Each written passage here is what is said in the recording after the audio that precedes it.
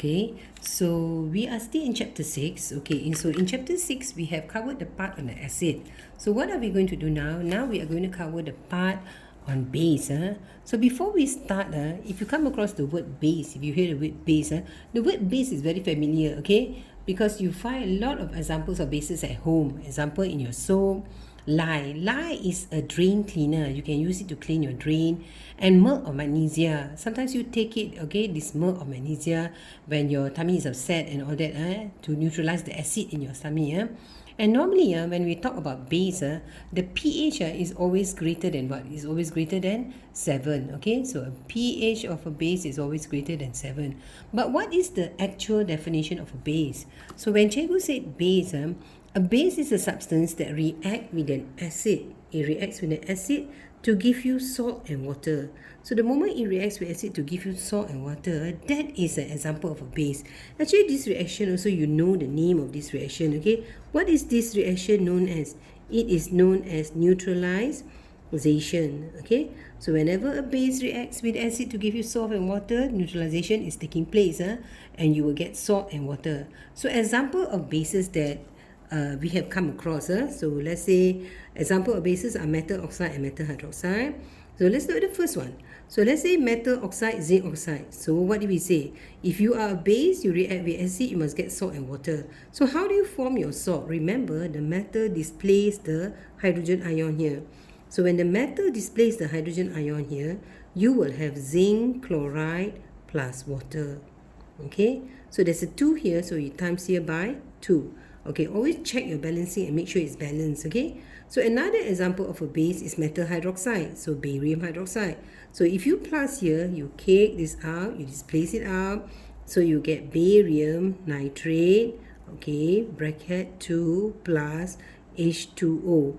Now again, you check, you have nitrates 2 to times here by 2. So 2 hydrogen, 4 hydrogen, also times here by 2. So what is a base? A base reacts with the acid to give you salt and water. Example of base are metal oxide, zinc oxide, metal hydroxide, barium hydroxide. So these are 2 examples, but there are many more examples, okay?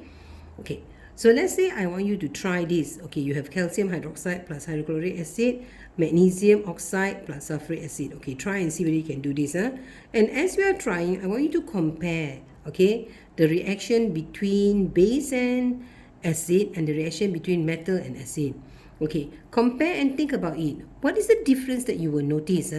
Okay, when you react a base and acid and a metal and acid. Okay, of course, I'm choosing a metal which is more electropositive, okay, than the hydrogen in the ECS. Okay, so I'm choosing a metal which is above hydrogen in the ECS.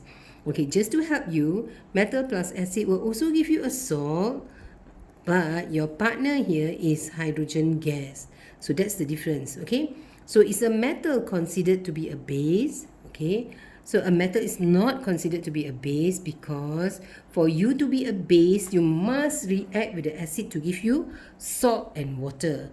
But metal react with acid to give you salt and hydrogen. So you don't consider it to be a base, okay? So the next part. The next part, once you understand what is a base, example is metal oxide and metal hydroxide, the next part is alkali. What is the difference? Okay, you take the base, you put it in water. If the base dissolve in water, that is known as an alkali. So you see here, the Venn diagram here.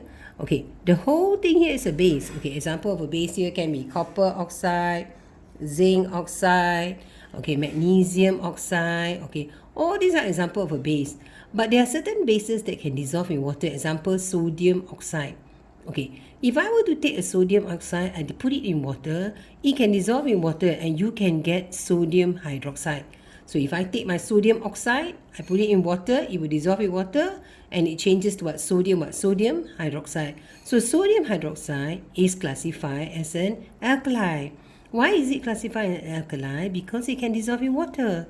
Okay, example of substances that are soluble in water, they are potassium hydroxide, sodium hydroxide, barium hydroxide, and aqueous ammonia. Look at the formula, NH3AQ, aqueous ammonia.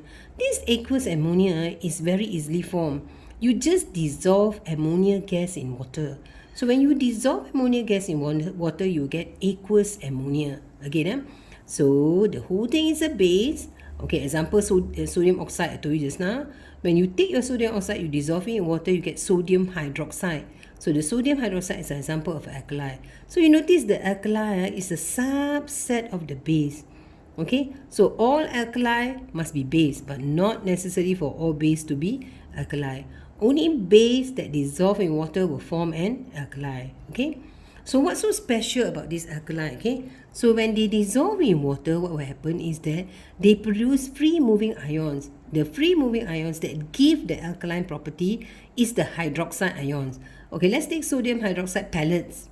Okay, you dissolve it in water, you will get sodium and hydroxide. So the presence of this hydroxide ion, this is the one that produces the alkaline property. Okay, so if you have potassium hydroxide, you get potassium and hydroxide ion. So the presence of these hydroxide ions will give you alkaline property. Again, barium, the same thing. Also, you get hydroxide ions that will produce alkaline property. Okay, if you have ammonia aqueous dissolved in water, okay, this is partial ionization. You will get ammonium ion plus hydroxide. And remember what I told you, the presence of these free moving hydroxide ions, those are the ones that will give you your alkaline property. If I say alkaline property, what do you think?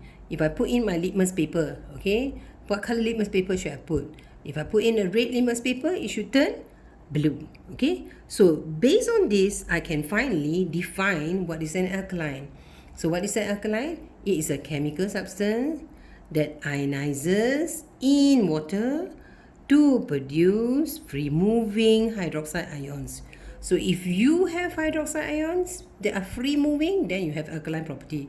If you don't have, then you won't have alkaline property. So we have one simple experiment that you can do to show, okay, to show alkaline property, okay, to show the role of water in showing alkaline property.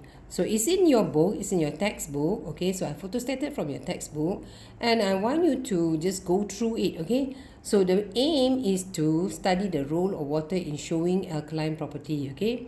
So your problem statement is water needed, okay, is water needed to allow an alkaline to show alkaline property. So what do you think is your hypothesis? So your hypothesis should be water is needed for an alkaline to show alkaline property. Okay, water is needed for an alkaline to show alkaline property. Okay, so what you're going to do in this experiment, okay, but before you do, you remember you have to have your manipulated variable, your responding variable and your fixed variable. Okay, what are you going to manipulate down here? Okay, so think about it, what you're going to manipulate. You're going to manipulate the presence of water or the whatever you think about it, okay. So actually the manipulated variable here is the presence of water, okay. So the presence of water is the manipulated variable. The responding variable here is the color change of the red litmus paper, and your fixed variable, okay, fixed variable is the type of alkali that I'm going to use, okay. You can use the same, of course you have to use the same alkali, okay. So how are you going to go about doing this experiment? So you take a test tube, okay, you put in 1 spatula of sodium hydroxide pellet, okay, and you drop a piece of red litmus paper into it. Once you drop a piece of red litmus paper into it, you take a glass rod and you just use the glass rod to stir the mixture of litmus paper and sodium hydroxide pellet, okay. So you just rub it, okay, rub the litmus, that's a better word, okay. Rub the litmus paper against the sodium hydroxide pellet, okay. And then I want you to jot down your observation, okay. Have a look at the red litmus paper, any change or not, okay.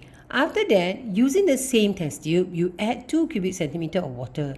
Again, you take your glass rod and rub it against, okay, just rub it against now you have a mixture, you have water and sodium hydroxide, okay. Just stir it, okay. When you stir it, you will notice something happening to the red litmus paper, okay. You will notice when you have sodium hydroxide pellets, your observation, you notice there is no change. Okay, there's no change. That is your red litmus paper is still red. Okay, but if you have sodium hydroxide pellets, you dissolve it in water already, you notice your red litmus paper changes to what? Changes to blue. Okay, so make sure you write down full answer. Red litmus paper changes to blue. Okay, so that is very important for you to know that when you take your sodium hydroxide pellet, you dissolve it in water, there is a color change. If you don't dissolve it in water, there's no color change. Okay, what is actually happening down here? Okay, so when you have sodium hydroxide, okay, which is solid, the OH minus, the hydroxide ions, they cannot move freely as they are bonded in the lattice structure. Okay, so they cannot move freely as is bonded in its lattice structure. Okay, that is, their ions are held together by strong electrostatic forces of attraction in its lattice structure. But when you have sodium hydroxide, you dissolve it in water, ionization takes place. Remember what Cikgu told you? Sodium hydroxide, dissolve it in water, you get sodium plus free moving hydroxide ions. So once you have free moving hydroxide ions, the presence of these hydroxide ion, okay, shows alkaline property. That is why your red litmus paper changes to what? Changes to blue. Your red litmus paper changes to blue due to the presence of free moving hydroxide ion. Okay, without hydroxide ions, you will never get the litmus paper, free moving hydroxide ions. The litmus paper will still be red. That means there's no change. So what is the whole experiment about? The whole experiment tells you about the role of water. Okay, no water, no alkaline property. With water, you will have alkaline property.